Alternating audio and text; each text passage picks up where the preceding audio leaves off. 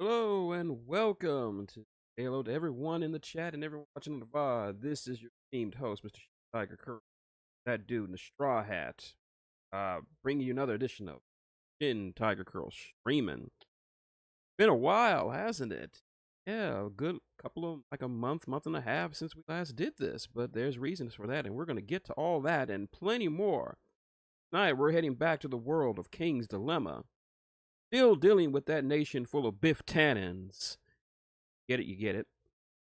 But before we do all that, I think it is a much needed time for us to get out your guns, lock and load, because time to shoot the shit. You're probably asking yourself, Ben, where you been? Been waiting for these good streams for a while and days and what have you. Well, about a month and a half ago, my nephews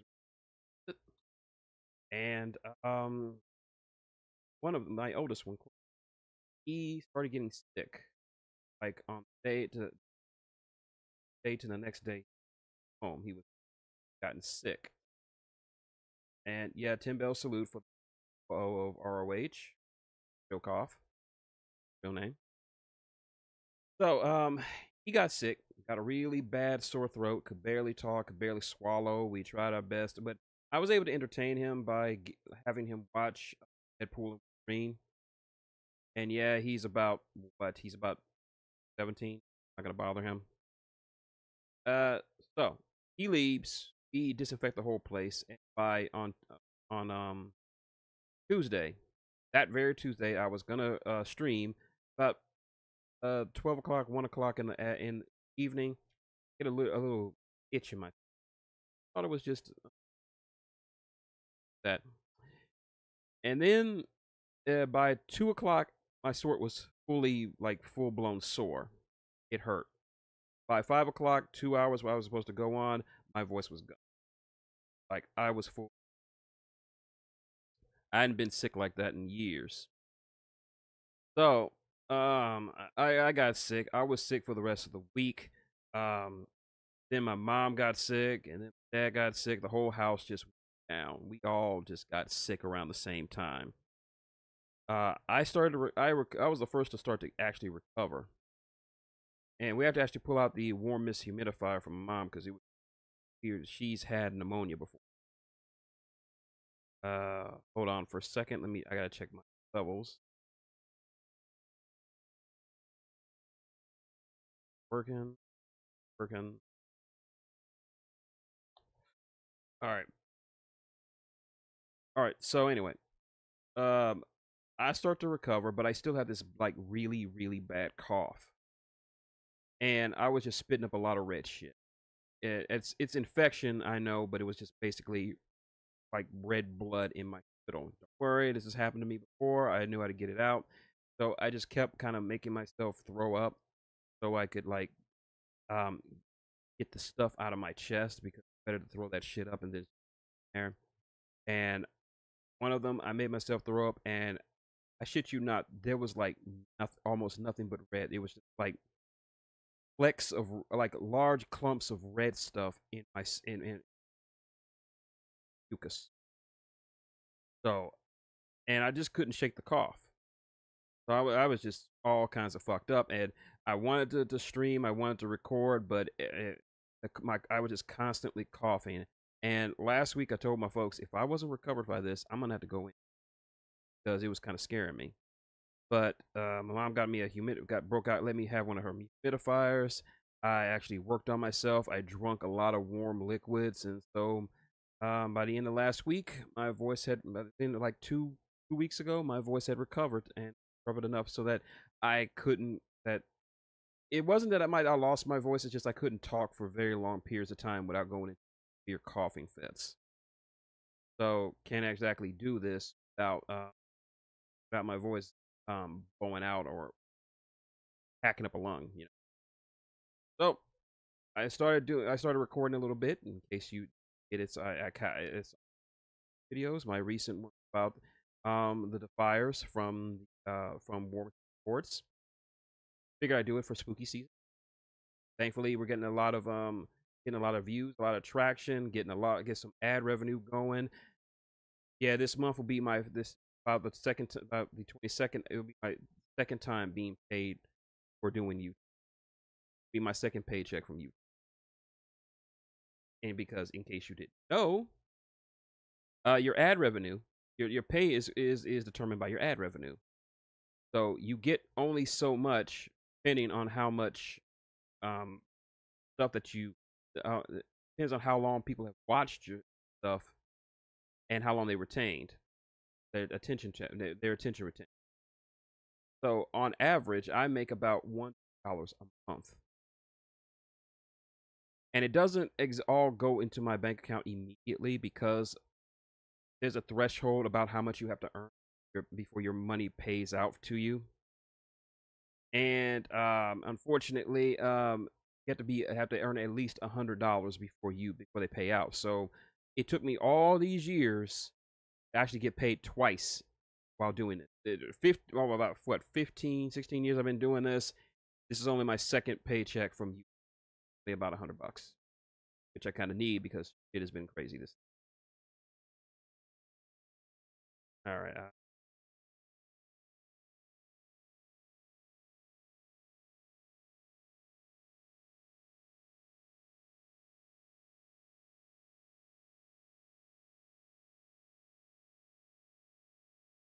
All right. There we go. That's what I needed. My noise gate was a little bit too low. All right.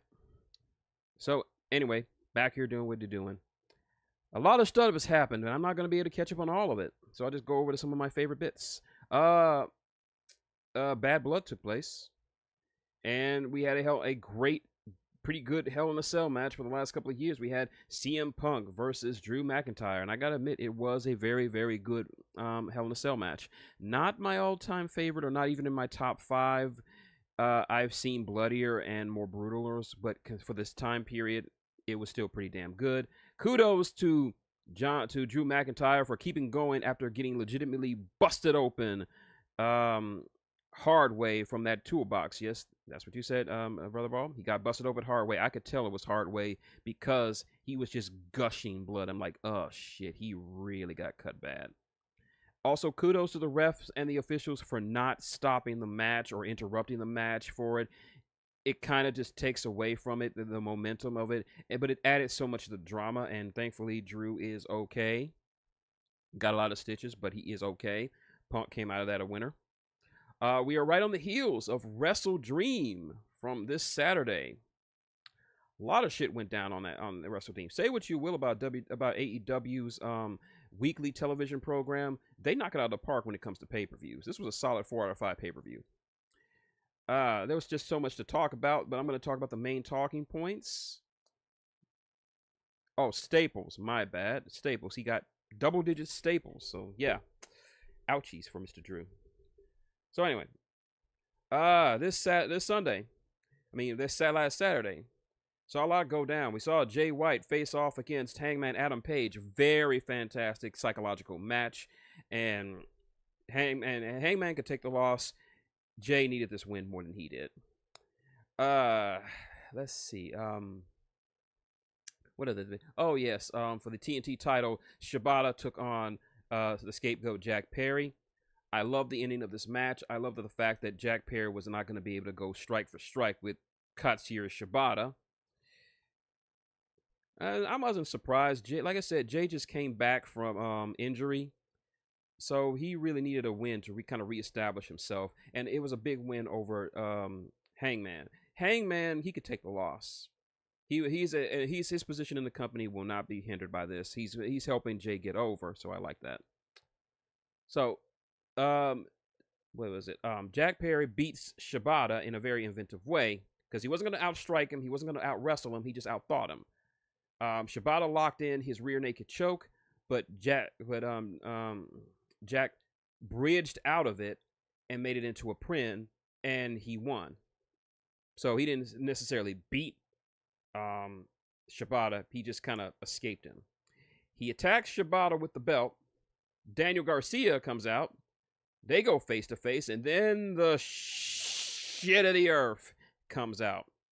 none other than Maxwell Jacob Friedman, fresh off finishing filming of Happy Gilmore 2. Yes, he is going to be in Happy Gilmore 2 if you didn't know.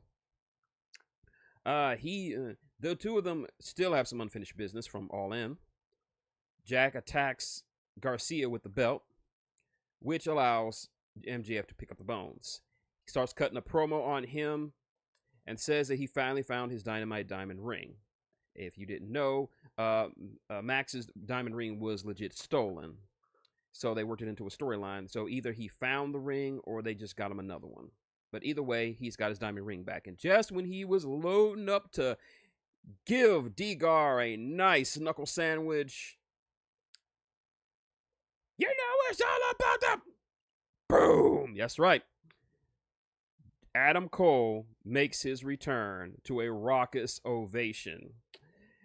It's good to see Chugs again.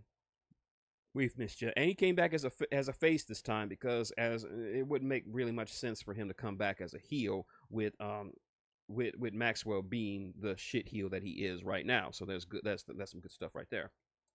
One of the highlights of the evening, the triple threat for the international title pitted Will Ospreay versus Ricochet versus Konosuke Takeshita. I will say, I was iffy about how they introduced Takeshita in this, but him being in this match was absolutely the right decision. He added so much to this match. I mean, not to say that Will versus Ricochet was going to be a bad match, but just adding him in there just added a little extra element, something that was much needed, and it was a fantastic match. So many great spots, so much chain wrestling, so many high spots. Amazing. The end comes when that jackal, yeah, you heard me, that jackal, Don Callis, decided to intervene with his screwdriver, and unlike with Will, Takeshita was more than willing to use it. But then he got Pearl Harbored by none other than Kyle Fletcher, who uses the screwdriver on him, and allowed Takeshita to pick up the win. 1, 2, 3. Takeshita is your new international champion.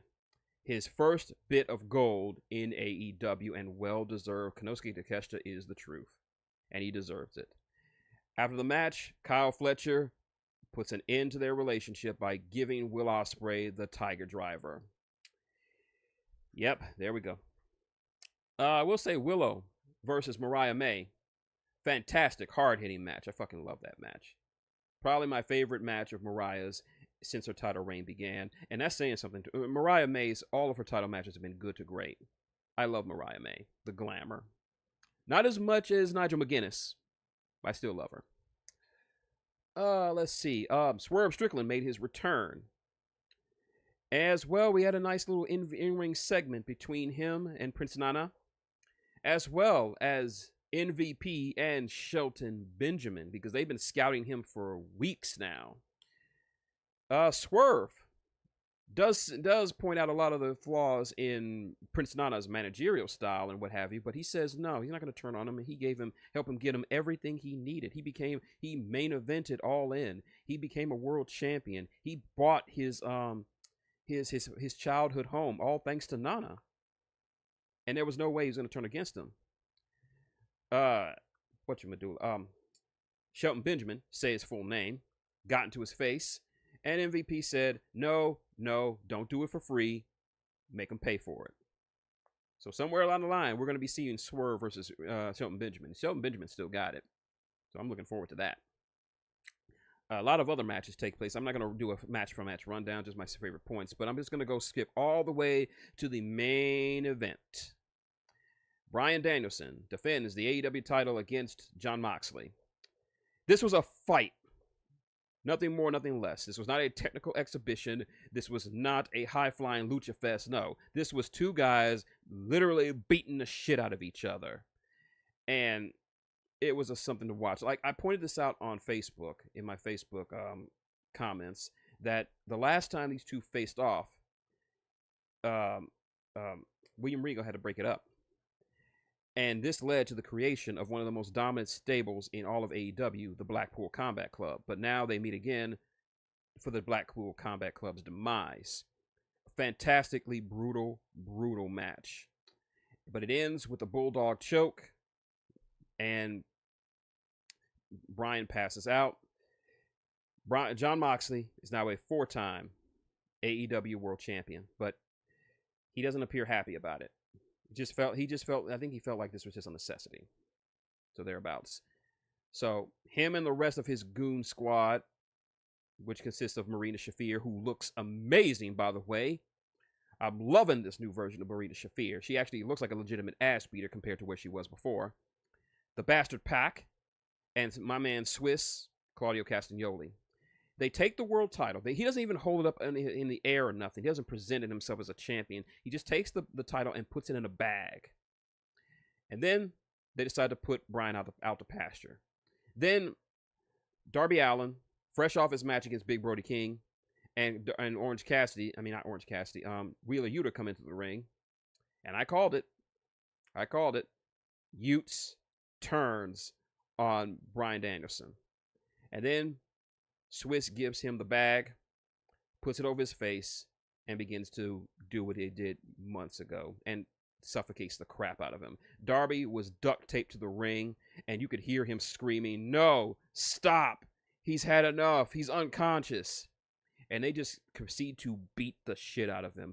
A lot of wrestlers run into the ring, but they just can't get in there in time to help. And then they finally put the exclamation point on it, and they put a steel chair around Bryan's neck, and they Pillmanize him. Then finally, the locker room empties out. Moxley and his crew scramble away, and there's just like this dead calm inside the arena. And all the wrestlers and everyone just huddled around Danielson, who's not moving. And you could hear their voices. Tony is shocked. JR is disgusted. Nigel, a guy who has been very vocal about his hatred of Bryan Danielson, even he doesn't approve of this. And Excalibur was the one who stood out the most because it just sounded like he was breaking up, like he was crying. And the last shot of Wrestle Dream was Darby Allin and Orange Cassidy sitting outside the ring while they're working on Bryan. And they just look so defeated and so dejected, and it really hammered home. Like this was drama.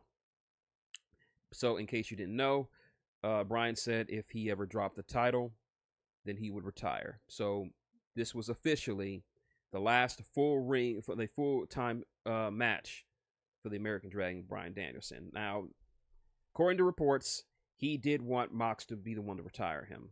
That's been in the plans for the entire time. So kudos for him.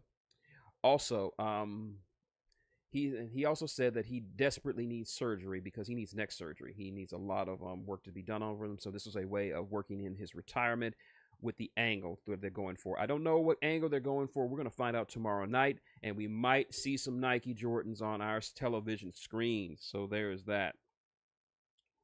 So, and I'm looking at what Hairball sent me on Facebook. And it's the PWI's top 10 women. Okay, we got some. This is actually pretty cool. Okay, just because I'll show it to you right now. I'll just say it right here. Number 10, ROH World Champion, Women's World Champion Athena. Number 9, AEW Women's World Champion Mariah May. Number 8, Willow Nightingale. Number 7, Bayley. Number 6, Saray. I think I'm seeing that right. Okay. Number 5, Stephanie Vakir. Number 4, Micah, or I can't pronounce that. Number 3, Mommy herself, Rhea Ripley. Number 2, Jordan Grace. And the PWI's number 1 ranked woman is none other than the timeless one herself, Miss Toni Storm. Congratulations to all these women out there, and they're all much deserved. From those, and a few that I haven't seen the work of, I know of. Oh, it's okay, man. Just enjoying it. I'm just doing some shoot the shit. Welcome back in, Devil. Good to see you. As for things outside of wrestling, as far as movies go, Joker, Folie à Deux, or as people call it, Folie à Doo-Doo, has gone down as probably the worst superhero movie bomb in movie history. It is ranking lower than Morbius. That's right. A movie with Joker is ranking lower than Morbius. Yeah, there we go. What else has been going on? Also, we got a nice new television series to watch, The Penguin, starring Colin Farrell as Oswald Cobb. And yes, this is a continuation of the fantastic Batman movie by Matt Reeves. And it follows the exploits of everything that happened after the events of the movie and seeing the Penguin's rise to power. Colin Farrell completely vanishes in the role of the Penguin. And I need to really catch up with it because I fucking love this show. What else? Rings of Power ended season 2. Don't care. Fuck it. Velma has been canceled. Far too long in the making. Also, last couple of weeks, we have seen the return in manga form of Hunter x Hunter. Yep, Togashi has come off another of his hiatuses to deliver some goodness, and I would give a breakdown of it, but that would require way too much investment for me. But if you really want to see what's been going on in the world of Hunter x Hunter, I recommend going to Liam's channel for New World Review, where he does a massive breakdown of everything that's been going on in the manga since the end of the anime up until now, so you understand what's going on, as well as in-depth reviews and critiques of the current story of the chapters as they're released. If you're also interested in that, hopefully if T-Dub watches this, he'll give it a shout out. If you also want to know about One Piece stuff, he has a channel for that called Grand Line Review, where he does dozens of videos about topics about One Piece, not just reviewing the manga chapters as they come out, but also talking about theories, about characters, all this other stuff, as well as he's been doing a ranking of every major antagonist in the series from S to F. Yeah, it's Tad. Yeah, I can see. Yeah, free food is always good. Get that food. Speaking of food, I need some food. So there's that. So, without further ado, I'm thinking it's about time for me to set up my game so that we can get back to what we were doing. Get back to getting back to the King's Dilemma. All right, and now I think it's time for us to switch over to the gaming stream. Law, help us out. Thank you, Law. Slight change at the top, as you can clearly see. I am hungry, so if you feel like donating something, just drop something in the jar so that I can get something to eat. And we are jumping right back in to the world of King's Dilemma.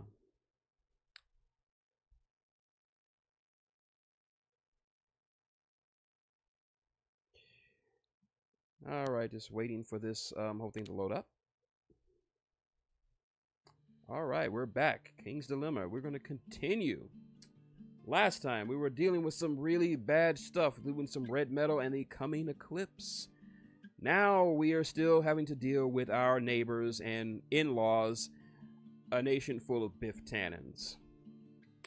So here's hoping things won't go so bad. Let me just turn up my fan a little so that my thing will be able to be cool. All right, let's continue. Yeah, it's been well over a month since we did this. All right. Eclipse reigns. We have 4 reigns. We've solved 25 dilemmas, and our preparations have been complete by 3. So,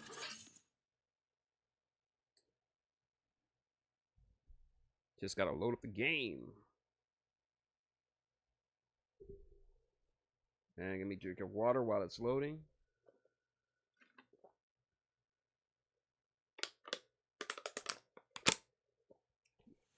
All right, we're in an entirely new reign. We're still on the moderate path, so we're kind of in the middle of everything. All right, first up, Tale of Sorrow, another Tale of Sorrow, another Tale of Sorrow. This will give us this much wealth, influence that we need. The Truth Keepers, we've dealt with these bastards before, cock bastards. And let's go look at the world, see what we have to discover. Yep, glad to see this back too, my friend. All right, we could go to the Ivory Desert. Go to the Ivory Desert. Go back to Libya to deal with the Truth Keepers in the court. You know what? Since we're already here, we're going to do the Truth Keepers.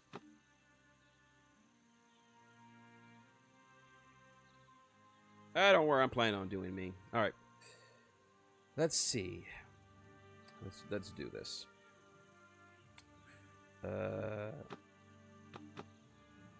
Bang. A beautiful lady suddenly appears at court unannounced. She's very young, with blonde hair and blue eyes, and claims to be the alleged witch of the Hedgehog Woods. Okay. My name is Hyasadora. I have no supernatural powers. I just use my intellect to solve problems.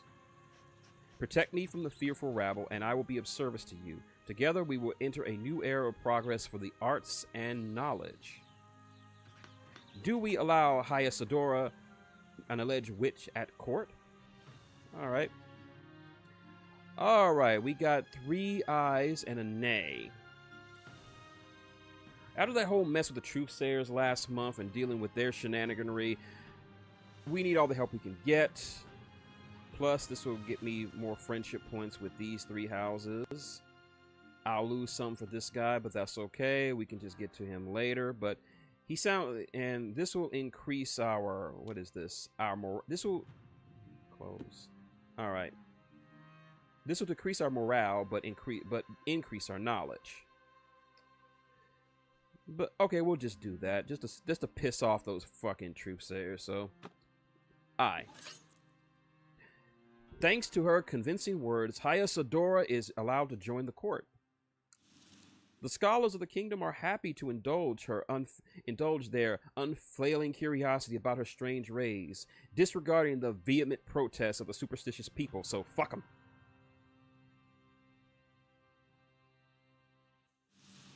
The magic of genius. Hyasadora seems very young, except for her dark eyes, which betray wisdom and experience beyond her age. She wears a mantle of black leaves, long enough to touch the ground. We assign her a small quarter in the palace where she spends most of the time working in utter solitude. Over the following months, she feverishly writes books and essays whose meanings elude most. She even builds weird contraptions, claiming that they will do wonders. Okay. Servants and scholars start to regularly ask for her help with several matters, but the most superstitious claim that she is only defiling the court. Of course she would say that.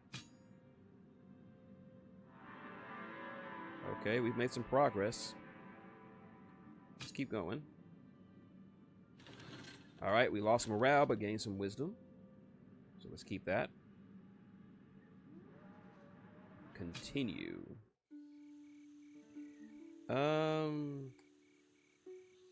Let's keep going. Let's see what Hyasadora can do. Let's keep going and see what she's doing. Alright. After months of feverish efforts, Hyasadora discovers and inventions are bringing a newfound prosperity to the kingdom, despite the perplexities of the superstitious. Now the witch is gravely ill and asks for a rare and precious herb from the merchants of Kasuk. Do we retrieve the herb to cure the gravely ill Hyasadora? Oh, great. Look at this. Then now the reverse happened. Look at this shit. So you benefit from her, and now you're just going to throw her to the wayside when she gets a little cough, a little sniffle. She doesn't have the Rona, goddammit. All right. Wealth. So if we say I will get less wealth, but our knowledge will go up. I'm trying to keep it in the middle somewhat.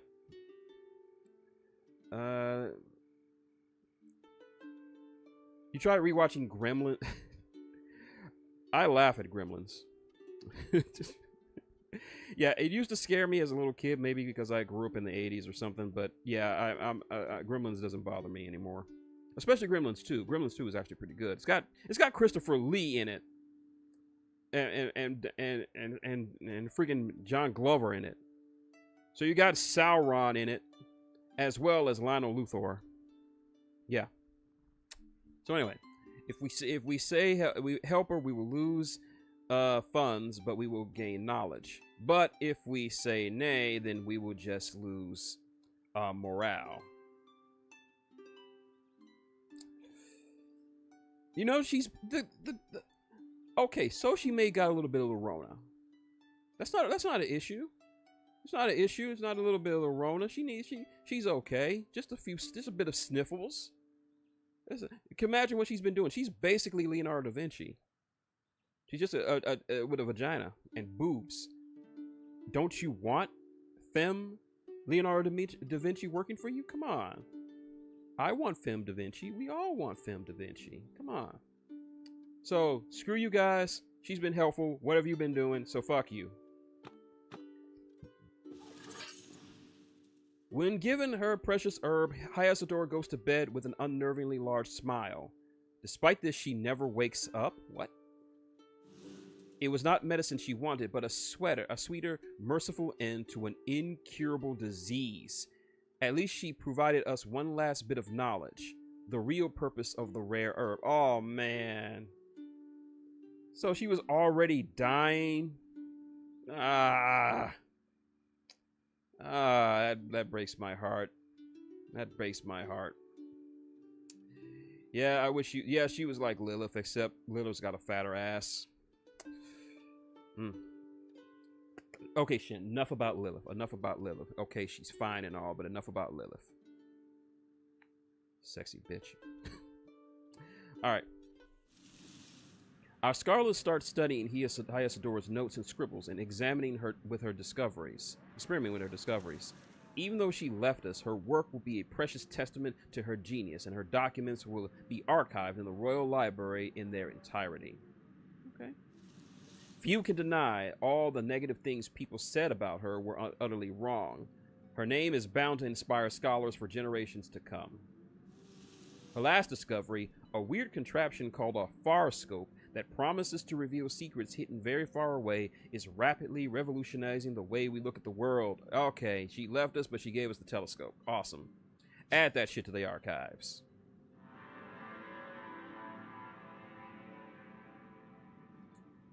Alright then. Okay. Lost some jewels, but we got some knowledge. Alright. We're doing okay for ourselves, so long as we don't end the age too good. Alright. Okay, we got Eyes in the Sky. And we got Royal Laboratory. You know what? Let's go out in the world for a little bit. We can't just focus on our own stuff, so... Let's go to the Ivory Desert. We haven't been to the desert in a while. Let's go to the desert. Muddling through. The expedition is still wandering through the muddy swamps. They need substantial resupply in order to overcome the swamp's dangers and make it through. Do we send resources to aid the expedition? Alright, this is an easy one. So, alright, if we say yes, we'll go up on the welfare track, but still lose some wealth. It shouldn't be too bad. But if we say nay, then we'll just lose welfare. So I think as long as we gain something, so we'll help them out. I mean, they're in the ass end of the desert, so they need some help. We spare no expense and send a supply chain to deliver deliveries of food and tools to help the expedition traverse the swamp safely. After a long, exhausting hardship, the explorers managed to cross the hellish swamp alive. Yes. A temple worth its weight in gold. After the trials and tribulations of their journey, the expedition reaches a deep jungle. Things go relatively smooth from then on. Despite the hardships of travel, the exhausted voyagers eventually reach a grand golden temple. Hey, folks, we found it. We found it. The structure is entirely coated with thick plates of the finest gold, and the expeditioners wonder in awe where so much gold came from. Guys, if you start seeing some images of fish people and talks of the name Marsh and some place called Innsmouth, you mean to turn around and leave that gold alone, because I've read enough Lovecraft to know stay the fuck away from Innsmouth if you don't want the Innsmouth taint, and you certainly don't want to be having sex with freaky fish people. Yeah. The temple looks abandoned and in ruin. But there's no trace of the famed fountain of flowing gold from the legends. But the temple's walls are intricately inscribed and worth studying. A long but safe route is established to allow groups of our most eminent scholars to visit the incredible temple and learn its secrets. Let's add it to the archive. Getting closer. Ooh, took a big hit on the money. All right. Let's see.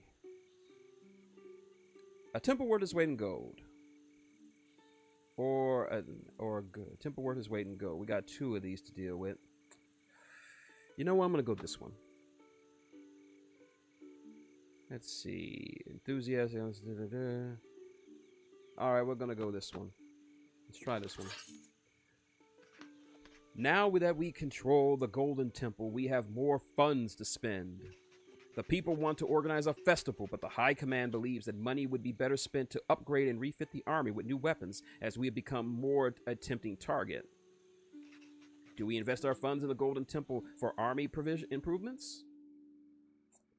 Well, that's an easy oh, that's gonna... Oh, man, that's gonna bankrupt us. It'll end the age right quick.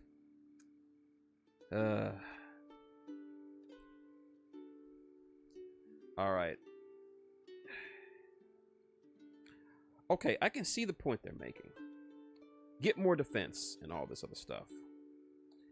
But we're dangerously low on money. See, we need more money. We are dangerously low because we funded the expedition.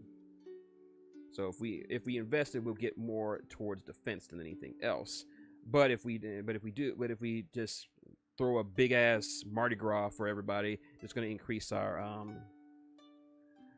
thing. So, you know, having a party is nice and all, but we still need better defenses. So we kind of need to invest some money, because spending money on just temporary enjoyment is good, but if you don't invest in something in the future, you're going to be sorry. So this will probably end the age, and we'll have to, this will end the age far faster than I wanted it to.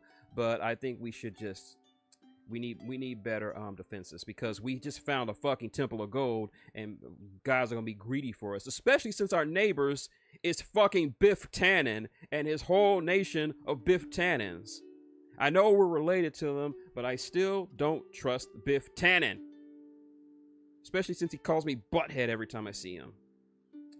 So you know what? We're gonna end the age, but something's coming to cost. So, alright. We upgrade our old military equipment to the highest standards and provide more nutritious rations to the soldiers. Their energy and combat efficiency soars. Ooh, yeah. Oh, it didn't in the age. Okay. Alright, so we got a good army. Actually, I want to go back home.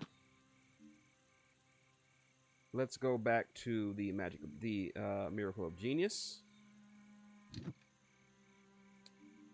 All right, let's see. Let's go to the Royal Laboratory. Yep, King Biff is a dude. But let's go eyes to the sky. We discovered a telescope. We might as well use it. Hyasadora is known to write her notes cryptically. She often purposes peculiar experiments to prove her discoveries, but our resources are limited, and the choice of specific one excludes the other. Okay. Choose an experiment. All right. We got experiment A and experiment B. It doesn't tell us exactly what the experiment is. So you know what?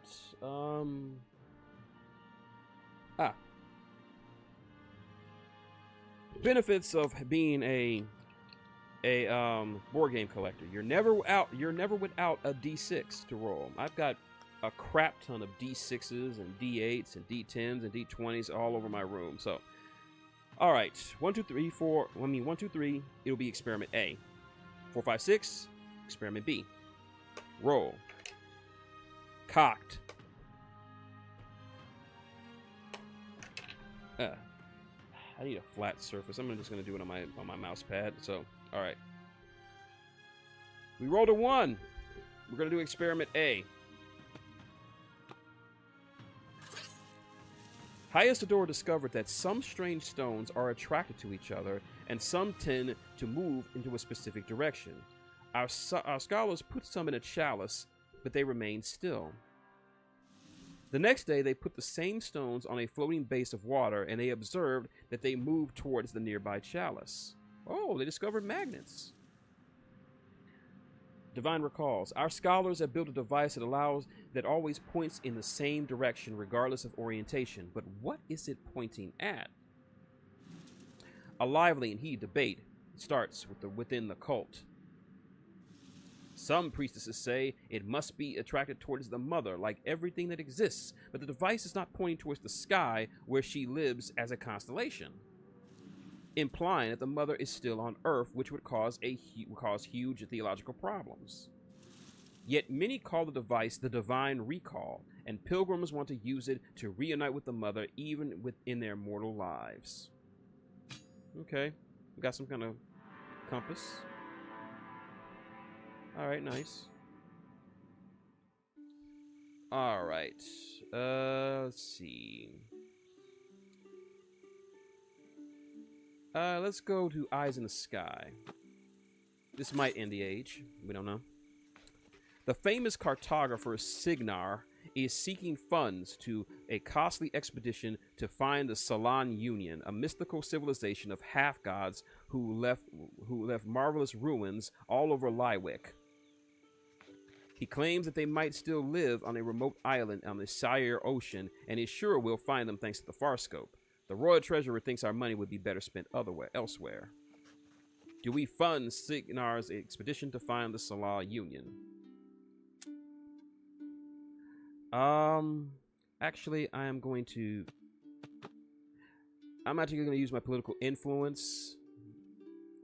I'm going to have to say nay, because we are already, like, really stretched for cash. We already invested a lot of money into the expedition for the Temple of Gold, and we can't just go out and do another one because we're already stretched thin. So I'm sorry, my dude. You should have got here earlier before we found the big Temple of Gold that is hopefully not in any way related to Innsmouth Marsh or the great old ones under the sea. So you came a little bit too late, my son. Gotta say the nay-no.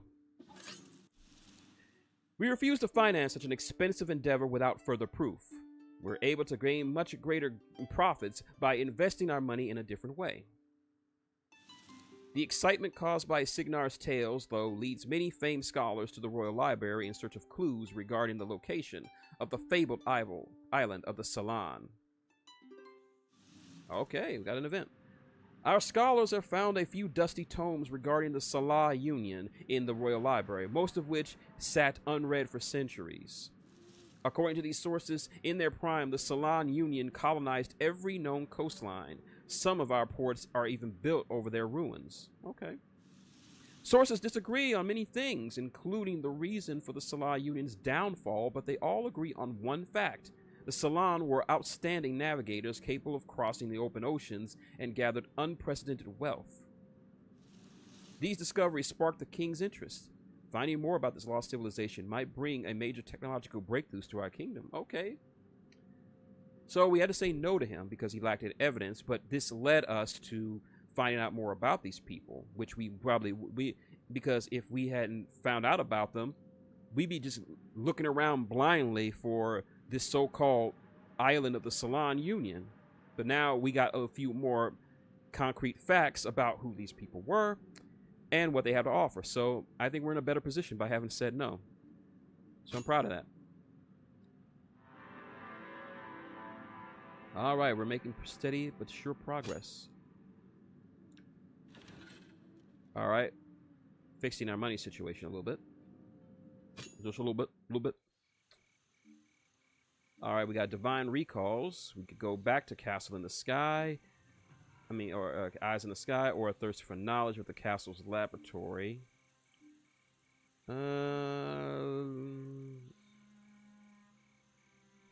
Let's see what this eye in the sky does. It has a money thing here, so maybe this will give us some more money. All right. Okay. An entrepreneur named Lapram has decided on a remarkable decided to embark on a daring endeavor, traveling through all the known lands. The king has already decided to support his cause, but Lapram will need large, expensive workforce. Money. As a cheap alternative, we could have forcibly enlisted the many prisoners in our dungeons, many of whom have experienced as sailors. Do we force prisoners to join his journey? Okay, we're kind of split here. Can't really influence him. We ain't got enough cash for that.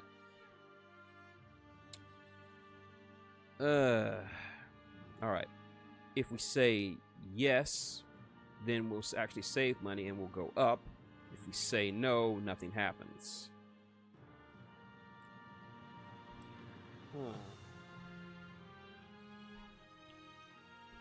Okay, experienced prisoners are nice, but who's to say they'll stay? They'll just go along with it. I mean, they're fucking prisoners. What if they don't just kill this dude and we'll be out money? I mean, okay, if we say no. Okay, if we say no, nothing will happen. If we say yes, then we'll save money.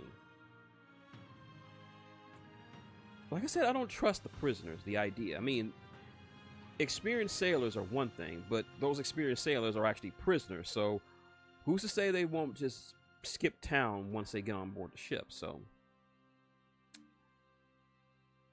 But yeah, nothing will happen, but we'll have an entry here, so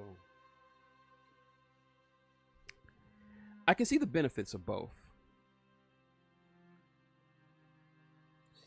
You know what?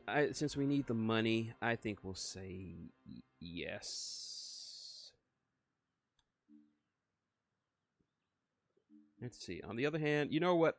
I want an alliance with the with this guy right here, and this will go great to that. So I'm just gonna.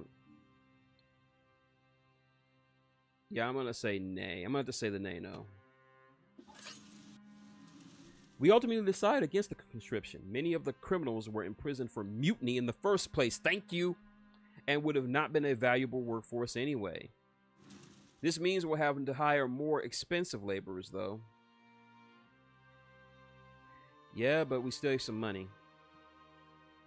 So there's that. So let's continue. Okay. Let's see. I don't want to spend no money. Let's go back to these divine recall. Better yet, we're done enough here. Let's go back to the desert.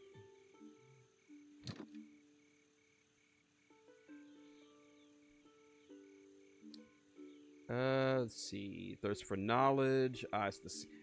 Let's go back to the temple. Let's see what they're doing at the temple. We might be able to do something here. Enthused by unsubstantiated rumors blown out of proportion which claim that more gold cities could be found south of the Golden Temple, the Tribune is advocating for the launch of another expedition into the unknown. The cost and risk of such an endeavor are great and certain, while success is unlikely. Do we launch another Golden City expedition? Alright. If we do so, we will definitely end the age. If we don't, we'll lose morale. Alright.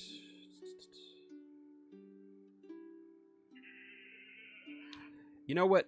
The age is going to end regardless, so nothing ventured, nothing gained. So we took a gamble on the golden map, and it paid off handsomely in the end. We may as well invest a small bit of that money if there's a small chance to gain even more, however slim that may be. All right. A new expedition leaves Libra after quick preparations to enthusiastic chants from the crowd.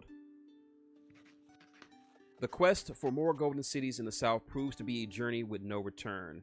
Not one of those who left came back. Yeah. So we lost money and we lost people.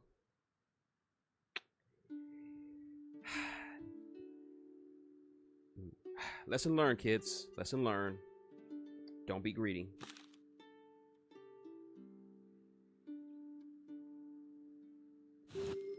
Alright, coin flipped. Alright, age doesn't end.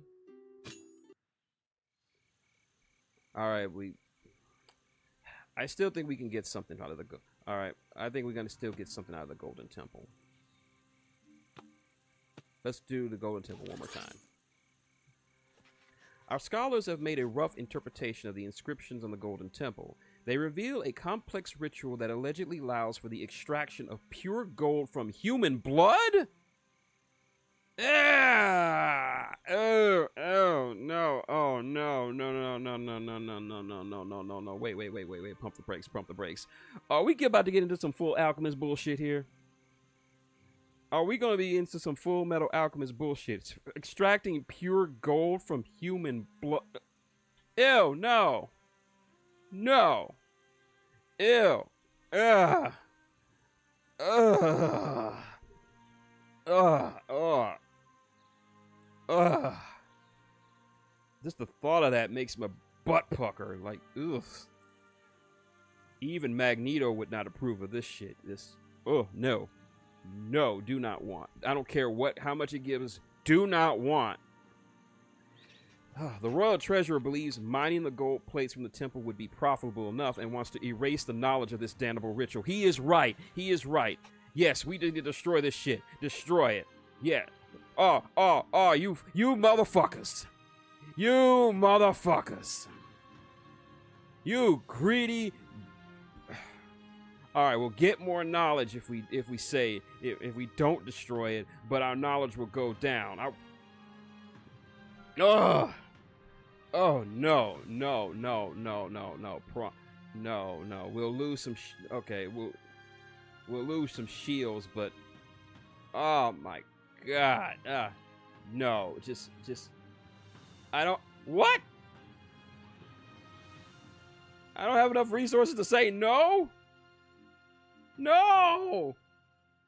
No, I don't want the blood gold. No. I can't even say no if I wanted to. Oh, Edward Alphonse, I'm so sorry. I got no choice. I got no choice.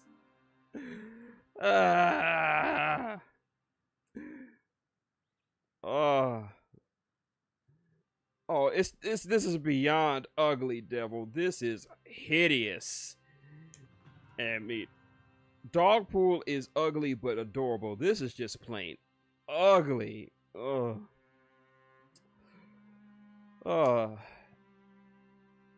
Edward Elric, forgive me.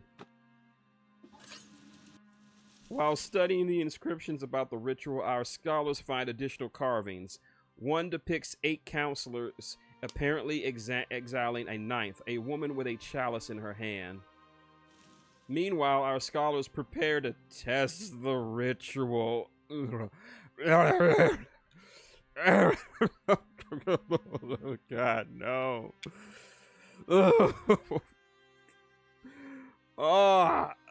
I'm worried to even click the button. I'm sorry. God damn it, I'm sorry. Okay. A grim fountain of gold. A convicted criminal chained within a cauldron is used as a test subject for the strange ritual. The fire is lit under him and exotic compounds are poured into it. At least it was a criminal. Okay, maybe he was there for maybe he was a PDF. I don't know. I think I'll make this better than say he was a PDF. Let's go with that. It will make me feel somewhat better. Okay. Yeah, you're Jared. Okay, let's just say this guy is Jared Fogle. We're just gonna call him Jared Fogle. Jared Fogle is in the cauldron. Jared Fogle, this is your punishment for eating fresh, as it were, you sick son of a bitch. Okay. Okay, I feel better. Okay, this is Jared Fogle. We're just gonna go with this. This is Jared Fogle. We are just taking gold out of the blood of Jared Fogle. Okay. After a seemingly endless amount of screaming, a shimmering flux of liquid gold starts flowing, slowly dripping out of the victim's flesh, flowing out of the cauldron through a spout. It's Jared Fogle. It's Jared Fogle. It's Jared Fogle. Okay, okay. Now we can extract pure gold from human blood. I'm damned. I'm damned. Unfortunately, sacrifices seem inevitable as the ritual requires a lot of blood. And mixing... Yeah, Griffin would be in the background saying yes, as long it would Emperor Palpatine would be giggling madly from this. Good, good. Let the gold flow from you. This will provide funds for the new Death Star. All for a safe and secure galaxy. I'm just a frail old man. You can believe me. Alright. Alchemists are excited about finally learning how to turn less noble elements into gold, but many believe we have gone too far. You think?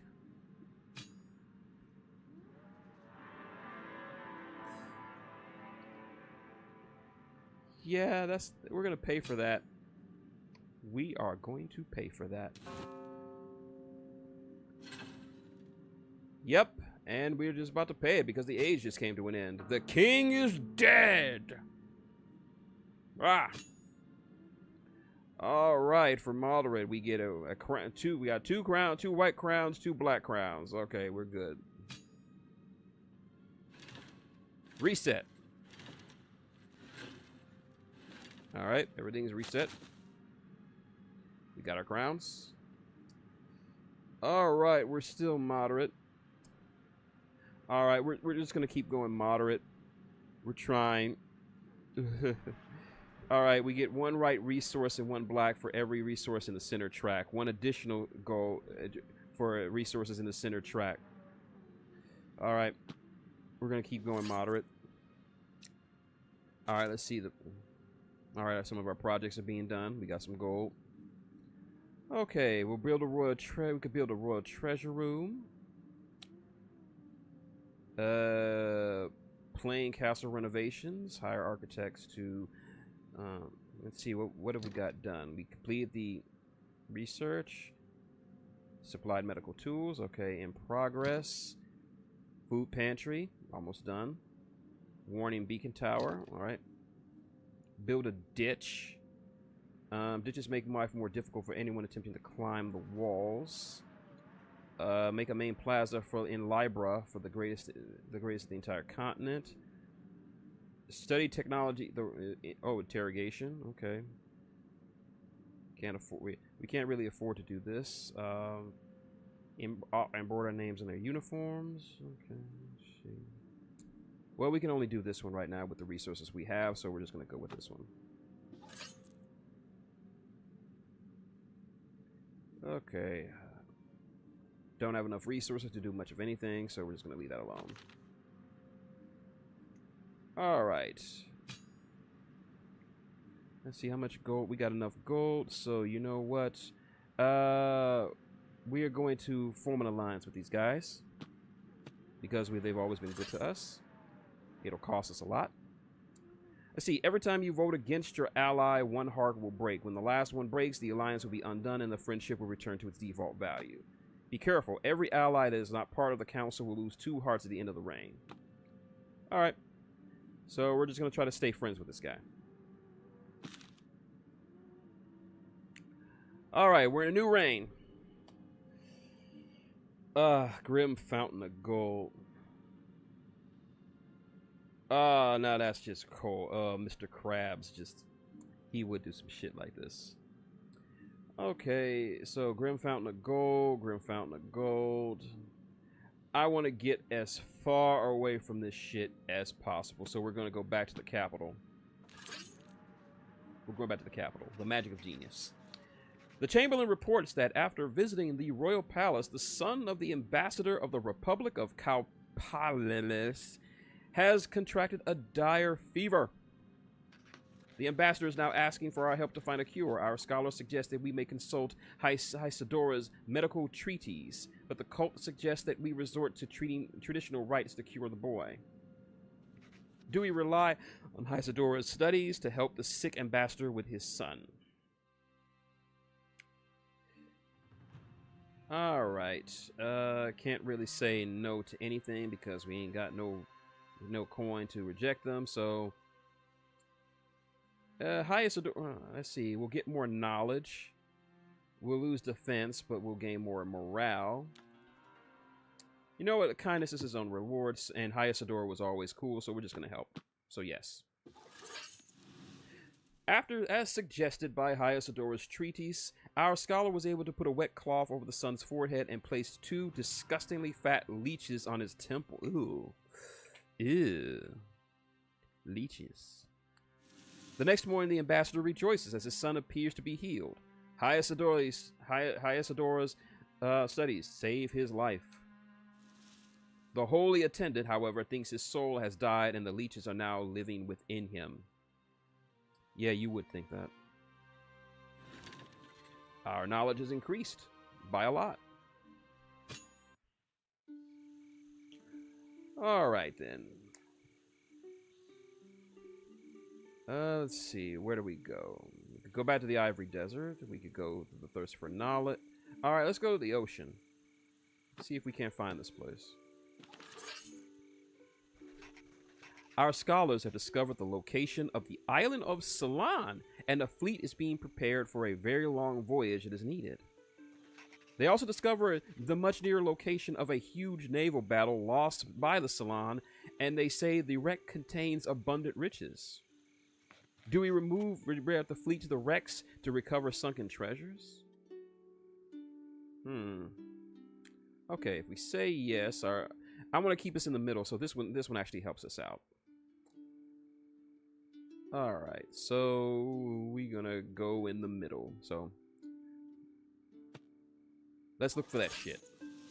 Exalting the wonderful artifacts we may find, we convince the king to reroute the fleet to retrieve the sunken treasures. The scholars made other interesting discoveries about the Ceylon. Tell us. Losing this battle was ultimately the cause of their demise, but who could have defeated such a great naval power? Yeah, this is very real worldish because this is probably inspired by the Sea Peoples.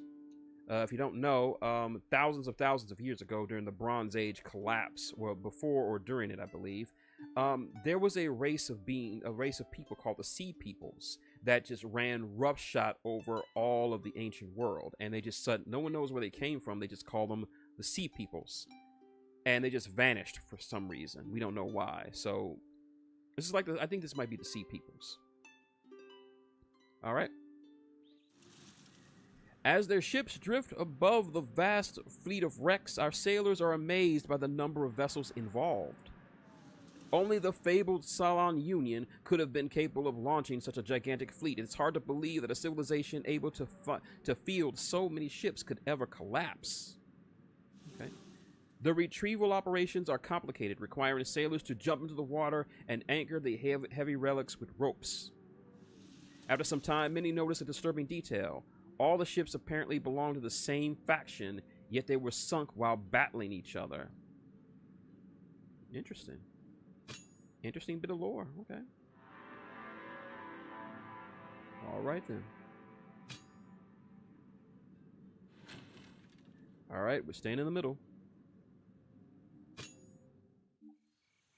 Alright, muddling through the desert. Eyes in the sky. Uh. Okay. Okay. We can. I want. I want to stay away from the blood gold and stuff. I just want to stay far away from them until I have no choice. So we're just gonna keep digging. We're gonna keep deep sea diving. Retrieving the sunken treasures is difficult and dangerous. One of our ships was already lost in an accident, and many other sailors have drowned. With the summer ending and the storm season coming up, the sailors are afraid to remain in the open ocean any longer. Do we abandon the retrieval sunken of the sunken ships in the ocean? Let's see. Okay, if we abandon it, morale will go up. That's a bit. If we say nay, money will go up, but morale will go down. But welfare will go down. As much as that gold is worth it, we already lost enough in that last expedition to look for more cities of gold, and the stuff is already down there. It's been down there for what, several thousand years. It's gonna be there when we get back, so we're not risking losing any more ships. So we're just gonna say we're gonna abandon it for now. We can go back. We can always go back. The order to leave reaches our fleet just as a huge hurricane looms on the horizon. Very timely, game. Very timely. While pulling up anchor, the sailors on our flagship discover a strange book floating near the hull, curiously impervious to the water. One final treasure, but many were left behind. The Book of Choices. The book has an image of a large branch tree on the cover. It's unnaturally sturdy, but otherwise quite mundane. The scholars expect it to be written in a strange, unknown language, but surprisingly, it is written in our own. Okay, there we go. The Book of Choices, as it's called, exerts a strange fascination, and few can resist the urge to open it up. But those who read it start talking incoherently or fall into a deep slumber from which they never wake. Some say the truth contained in the book are so disconcerting that readers lose their grip on reality. The unsettling tome is soon locked away in a secret hall in the library where no one will open it. Are you sure this is not the fucking Necronomicon? Are you sure? If I start seeing deadites in the fucking hall, I'm gonna be pissed because we don't have no Ash Williamses on hand. Yeah, yep. It's the Book of the Evil. It's the Book of the Evil Dead Devil. It's the fucking Necronomicon Ex Mortis. Yeah, that's good. Stay far away from that. All right, we're making improvements, little by little. All right, staying in the middle. Continue. Okay. I think we should keep digging more. I need resources to do this shit.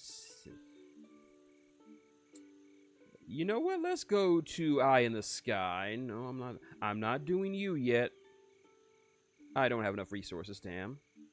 All right, let's muddle through the desert some more. Muddle through the desert. Some translucent swamp wasps are found laying their eggs in people's blood through this.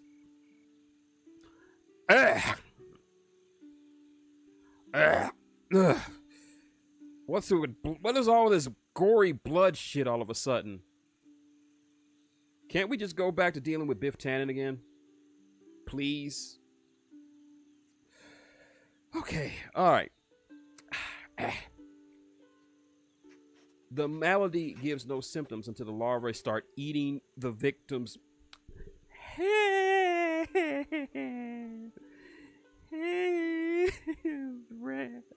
and then start carving their way out through their eyes. Is an excruciatingly painful.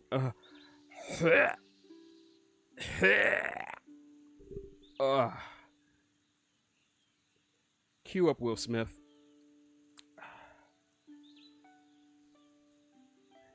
Yeah, this is really becoming. This is becoming berserk. Okay. The High Command intends to weaponize these. Why?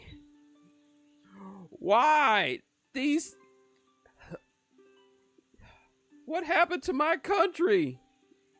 What the fuck happened to my country, man? We were having fun going on Indiana Jones adventures and being best friends with Biff Tannen. Now look at us. We're picking up the Necronomicon, which drives people insane. We're turning prisoners' blood into gold, and now we got guys wanting to weaponize insects that eat through your brain. Oh, who wrote this part of the gang? Junji Ito. Oh. Do we breed and weaponize the translucent wasps? Okay. All right. All right. All right. If we say I, our defense will go up. But if we say nay, then yeah, no. No, this is a bridge too far for me. Like, no, I can't do that. Like I'll kill a motherfucker for fucking with my red metal and messing with my peeps, but I will not expose anyone. Besides, who the fuck cares about wasps? Wasps suck. No one likes wasps. So no, I will not. We decree that these glass wasps need to be immediately squashed, wherever they are found. Informing people of the dangers of these insects will save many lives.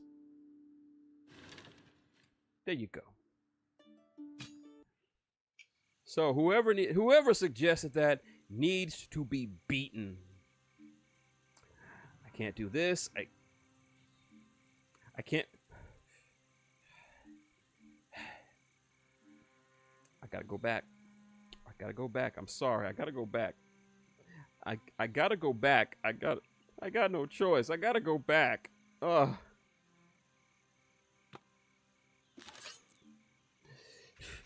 The Golden Temple. Okay.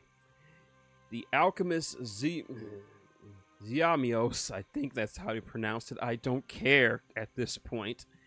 May have found a way to refine the gold extraction process out of blood. It may spare us from performing so many sacrifices, but he needs criminals to test the improvements out on. During these tests, no gold will be produced and the subjects will still die, but the potential future benefits will be great. Do we allow the alchemist to improve the ritual? Okay, if we say yes, our knowledge will go up, but our welfare will go down. Okay, alright, let's be objective about this. Okay. So a lot of criminals are gonna die if we do this. Now, it might improve the process for future improvements, so it's scientific advancement. But on the flip side, we'll still be sacrificing more criminals to get that sweet gold.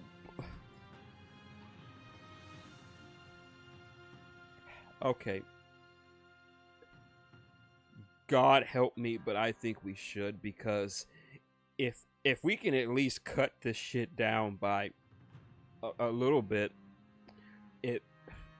this might help out in the future, because we're just preparing for what's coming, and we're gonna need all that.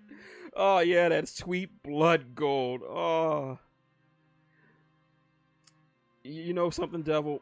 I think I would have rather this actually be Innsmouth. Because screwing fish people sounds a lot more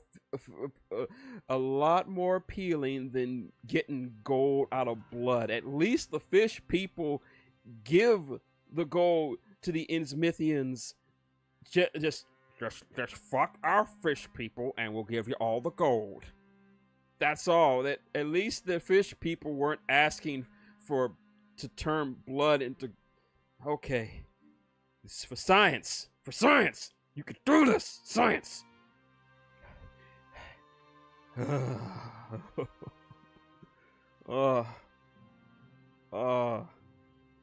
Please don't tell Major Armstrong about this. He would not like it. Terrible screams are heard while Ziamos tests the variations of different parameters on criminal subjects. However, the results of this study were outstanding, and as the efficiency of the ritual is magnified by a factor of 10. Ziamos optimizes the blood conversion. We can now produce more blood from a single person, and fewer sacrifices are necessary. See? It got better. Instead of killing a bunch of people for the blood goal, we can now kill one person from the blood goal. Yay! Add this shit to the archive. Alright.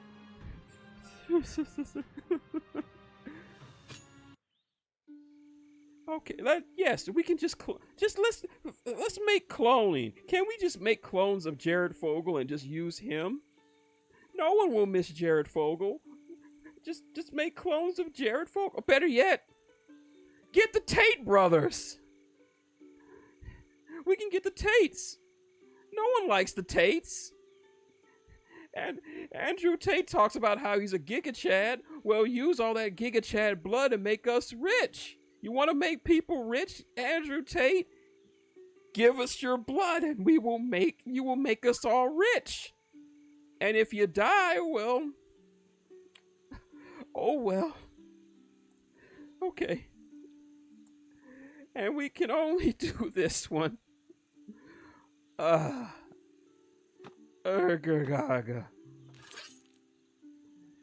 Okay, an ancient scroll discovered in the Golden Temple hypothesizes that every ounce of the gold was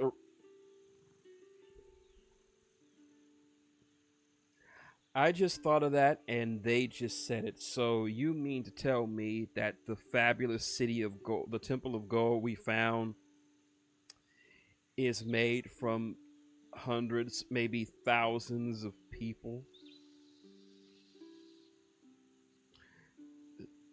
We have been rummaging around the remains of people created from this dark ritual.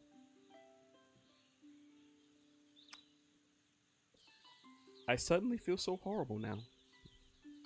I feel so damn horrible. Oh my god. The guild master wants to hide this idea because it may reflect badly on the image of the guilds who always deal in gold. No shit. Do we suppress the gold originated from blood theory? Okay. We have to say nay. Here's my reason for this. Because if people find out that their money is people's bodies, then nobody's gonna deal with gold. Nobody would want the gold. The value of gold would crash because no one would want to deal with it. No one would want to use it.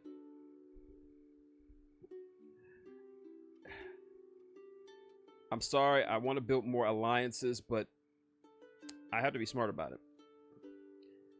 Alright. No one needs to know about this shit. At least not while we're still alive. So, we're going to suppress it. We destroy the scroll, yet the idea that each gold coin in the kingdom comes from someone's death haunts our dreams. At least, on a metaphorical level, it may very well be true. Alright. Ha! Alright.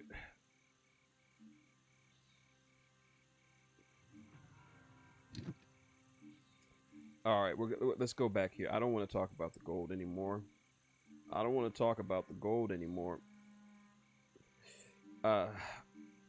Okay. Let's go back to the magic. Let's go back to our girl, Fem. Da Vinci because I don't want to talk about the gold anymore. The Tribune reports that the calves in the Colden are showing symptoms of a strange illness that is killing the cattle. Our scholars suggest that the herd is that any herd infected with these any of the infected animals should be suppressed entirely to prevent the disease from spreading further. If we do, we risk famine across the region. Do we exterminate the tainted cattle? Okay. If we say aye, we'll lose this. We'll lose welfare. But if we say nay, then we'll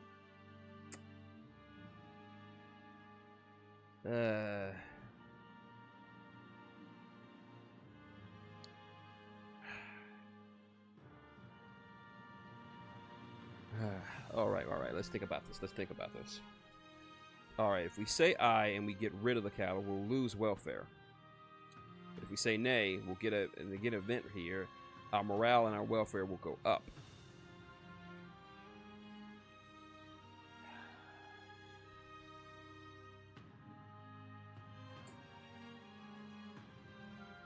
All right, I want to see what this is, so I'm gonna say nay.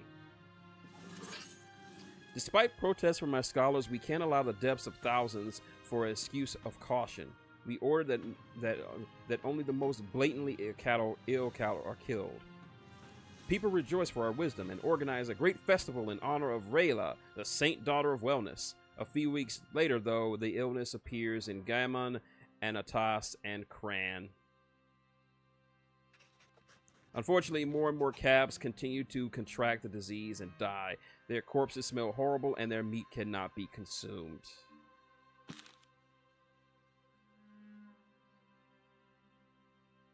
And, alright, the king still lives. Alright, we're still in this era. Okay, alright, continue. Alright. Alright, Tale of Sorrow. These are the only ones we can do, so let's go to Abnet. When this game gets so brutal. The people of Abnet, a village along the Abine River, complain that the waters have become gray as ash. After irrigating the fields with these waters, their wheat turns gray, and the bread obtained from it has the same uninviting color too. Many blame Mihir for pouring their cheap wheat into the Abernine, but they deny it. Do we impose sanctions on Mihir? If you're pouring this shit in the water, you're responsible for this. So you pour this shit and you're fucking with their livelihood. So yeah, we're gonna impose sanctions. Fuck you. Mihir says they didn't know that what was happening, but it doesn't matter. They must compensate us. The additional funds from these sanctions will surely be helpful, but hunger still haunts the city of Tirel, and the poorest outcasts are forced to eat bread produced from the gray wheat. Because of this unnerving color, they call it ash bread. Who needs Wonder Bread when you got ash bread? Delicious. Ash bread is uninviting to most, but it is a gift for the starving outcast who can finally afford something to eat. Although its effects are hidden at first, regular consumption over a prolonged time causes sickly grayish spots on the skin around the lips and down the belly. Ugh. The mark is now visible on many of the beggars of Vandis. People start calling them ashers and claim that they are prone to violent outbursts. The rising tensions cause many incidents and superstitious people even believe that their souls are now belong to strange old gods. Ashers, however, claim they are just discriminated against for their visible mark of poverty. So it doesn't actually make them sick, it just gives them that color.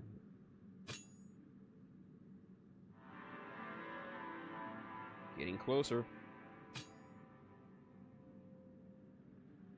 And king is dead.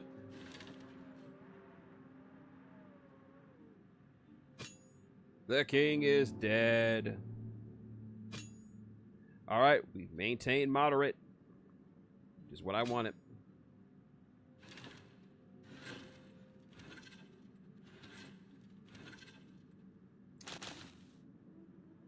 Alrighty then, we move on to the next age. Let's see, and we're just gonna keep on the moderate track.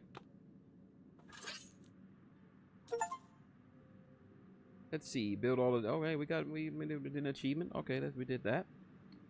All right. So let's see, what else do we need done? Expansion of the castle, allow construction for new structures, build a ditch, torture information.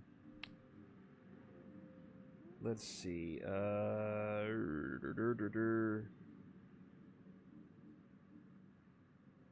Alright, this will go down there.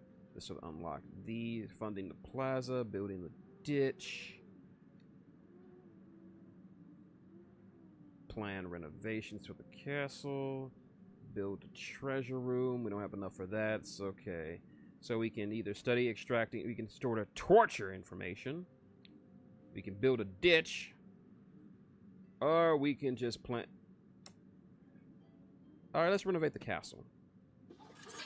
Old girl needs some help. Alright, continue. Let's see. We have an alliance with these folks. These guys don't like us.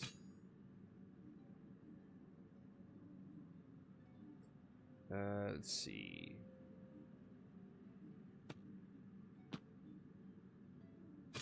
Okay, we don't have a way of many alliances, but we can probably change that in the next reign. So we're just gonna keep on going. Whew, alright. We're sticking to the middle path. Alright. Let's see. Let's deal with these truth keepers. Let's deal with these truth keeper sons of bitches. I've never liked them. A city guard is found dead in Hogford while in possession of a book titled The Dark Light of the Ninth Daughter, allegedly killed by a group of truth seekers. It is known that the book is heretical, but they claim the guard was already dead when they found him. Bullshit! Do we punish the truth keeper fanatics? Of course we... I don't trust you, motherfuckers. I don't trust you at all. So yeah, punish the bitches. Truth keepers have caused fear and havoc throughout the kingdom for months, so their claims of innocence are difficult to believe. The culprits of this heinous crime are summarily executed as an example to all. Fanaticism can't take the place of the king's law. We punished the truth keepers, and we stood up for the ability to think differently, and intellectual curiosity is booming. Nice.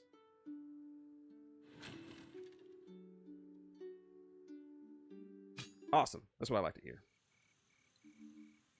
All right. Deep tread. Let's go on the world map.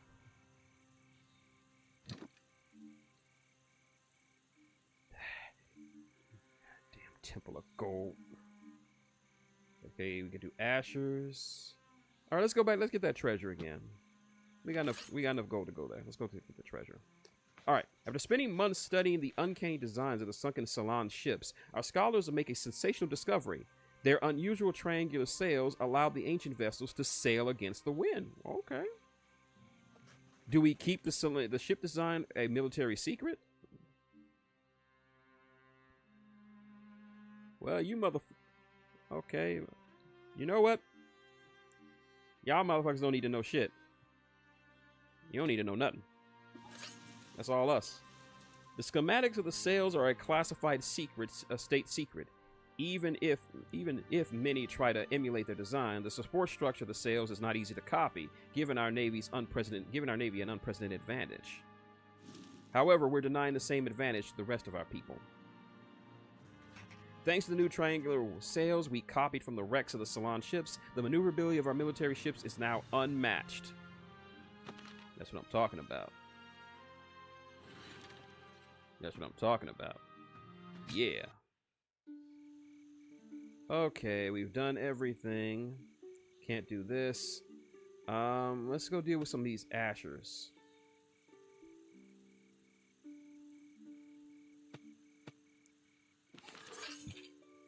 All right.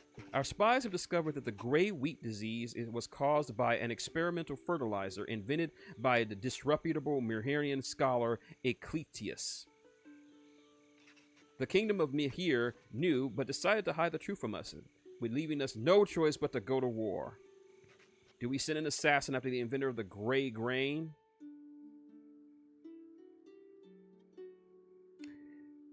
All right. All right, we get defenses. All right. I want to try to trade. I want to try to stay in the middle as much as possible. So he fucked up, but I want to let them let his own. If they're so if they're so innocent in this, I want them to deal with it. We're going to war with them, so he'll be so. If the war goes well for us, we're still gonna kill him anyway. So, but he still needs to be punished.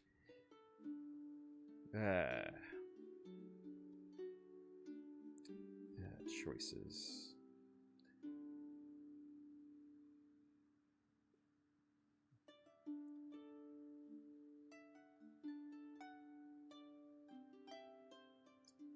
You know what? I'm gonna be nice here. I'm trying to get I'm trying to get an alliance with this guy. So, we do not tread lightly against those that protect the enemies of the kingdom. A few days later, the news that Ecclesius was found dead, drowned in his own fertilizer, is widely reported. The Maharians unleashed the ash-bread plague upon us by utter incompetence, if not by fraudulent intent. Even worse, they tried to hide the truth from us. We have no choice but to declare war. We'll have to prepare for battle. All right. Whoa! All the way to the top.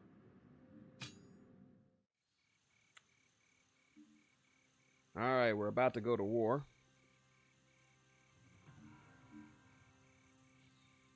I can't go. Let's go here. Tale of Sorrow, muddling through.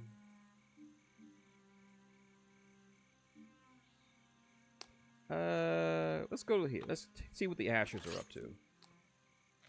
Last night, a group of Ashers camping in an alley in Vandis assaulted some intolerant, superstitious people who were trying to force them out of their makeshift palace. People are frightened by the rising tensions and have suggested that we forbid people from circulating at night to prevent further outbursts of violence. Do we institute a curfew in Vandis? I say yeah. You gotta keep law and order. Gotta keep law and order. And I don't mean Special Victims Unit. As a response, we proclaim the state of emergency and institute a curfew in Vandis, forbidding all but the city guard from moving freely at night. With nothing preventing Ashers from wandering the streets during the day, though, some of the superstitious intolerants are debating the opportunity to take even more decisive actions on their own. After the curfew was instituted, all beggars living on the street, Asher or not, were forced to find another place to sleep at night. Fuck. Some fanatics, the self-proclaimed defenders, believe the council is siding with the alleged malignant Ashers in Tyrell, and have decided to take matters into their own hands. You motherfuckers. These dangerous vigilantes patrol the streets of Vandis and have with the declared intention of securing the city from Asher violence. Many Ashers were rudely beaten up. Or worse, Ashers don't abstain from equally heinous acts of violence either. It's difficult to ascertain whether this is the cause of the defenders' actions or a reaction to them. While the debate rages, flocks of crows circling the woods of Tyrell, feasting on the corpses of those hanged by the defenders. Sound like a bunch of murderous jackals to me. Almost getting down to that time. Oh, shit. Here we go. The king has abdicated! Damn, that was quick. Alright, we got that, and we got that.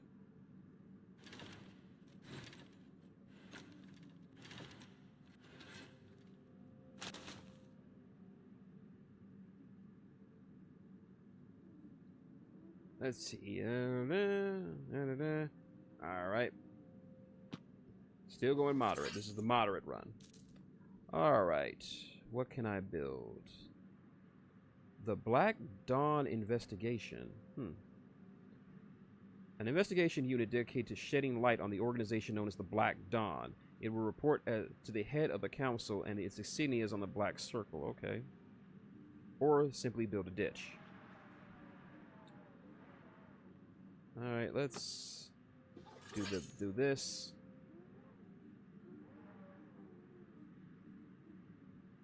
And that's about all we can do, so we'll just keep going.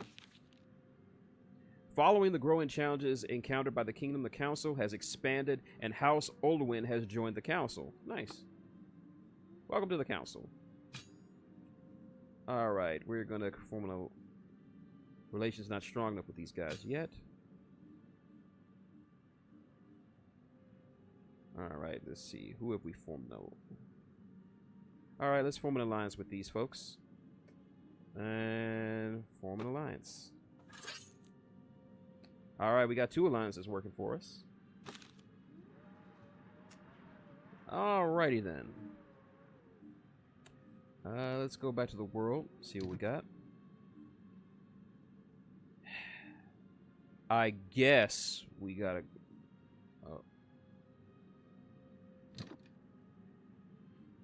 let's see.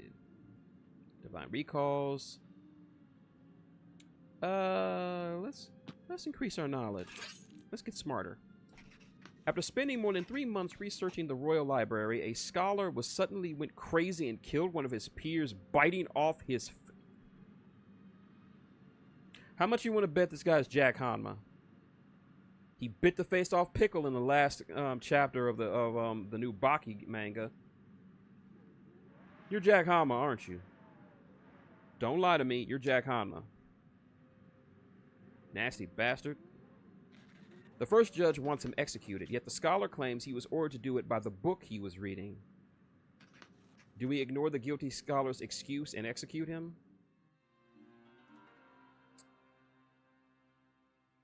Well, I'm alliance with this guy, and I don't want to screw that over, but... And I can't really bring anyone else to my side, so you know what? Yeah, it's totally Jack Hanma. It's Jack Hanma. But considering we got the fucking Necronomicon Ex Mortis in our basement, I think it kind of makes sense that the book told him to do it. So I'm just gonna say, yeah, so yeah, the error is clearly deranged and dangerous. We ordered the guards to execute him immediately. Yet his conduct was always been above reproach until now. The cause of his sudden insanity, unpredictable and terrifying, deserves further investigation. Of course we do. We need to investigate this shit. Alright.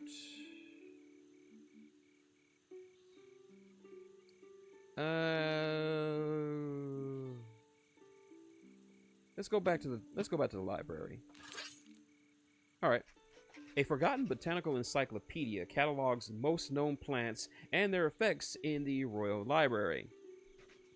If made public, this knowledge would greatly benefit medical arts, but it also contains information that can be used to make deadly poisons. Do we release the forgotten botanical encyclopedia to the public?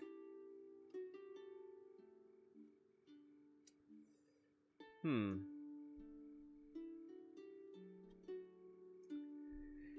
this is certainly an interesting one. So, welfare would go up. Yeah, it's amazing. I really wish we could go back and meet up with Biff Tannen. Biff was cool. Biff was cool. So, if somebody can make poison out of this, I'm not going to risk it. The tome is closed in a secret room deep inside the Royal Library where only the most trusted scholars are granted access to it. Okay. Alright. Let's see. We haven't talked about the Divine Recalls yet, so let's do them. Divine Recalls. Yeah, I long to hear him call me Butthead again. The Holy Attendant declares that if the Divine Recall really does point to the Mother, we should build one right in the council room made entirely from red iron. Our people will be relieved by the thought that the council always knows which direction they need to point their prayers to solve their dilemmas. Do we build a device that always points to the same direction? You know what? I'm sick and tired of you giving me iffy, so I'm just gonna make you. You will vote. I said you. You will vote with the way I say you will vote. It'll cost me some, but I'm just sick and tired of you dealing with you. So, all right, we'll go I. It'll make the people happy. They need some happiness.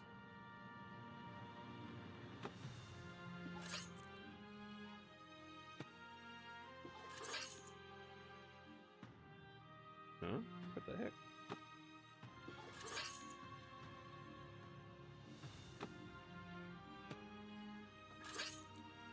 Oh, no, no, no. Come on.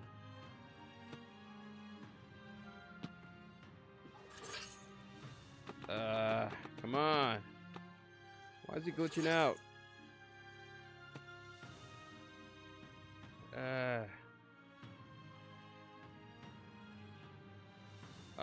Shit. Shit. It glitched out on me. Damn. Yeah, looks like we're gonna have to cut this stream short because of the... Yeah, it's glitching out on me. I can't... It doesn't want to do it, so I'm gonna have to cut the stream short. I'm sorry, guys. But yeah, this was a very good, very profitable stream. As we made some progress and some horrific discoveries and such. I'm gonna need to clean my brain out with some bleach after this. But yeah, I'm just gonna shut, because of this glitch, I'm gonna have to shut everything down, and hopefully we can get back to it coming this Thursday. We may play this, we may play another game. I'm not sure, but definitely we're gonna have a good time this Thursday. I want to thank everybody for coming out. I want to thank Devil, of course, always happy to see you. Hairball, always glad to hear from you. And of course, if you like what you've seen, like, comment, and subscribe below. I can't believe I said that. That was stupid, but yeah. Always, I enjoy reading your comments and hearing your thoughts about all this other stuff.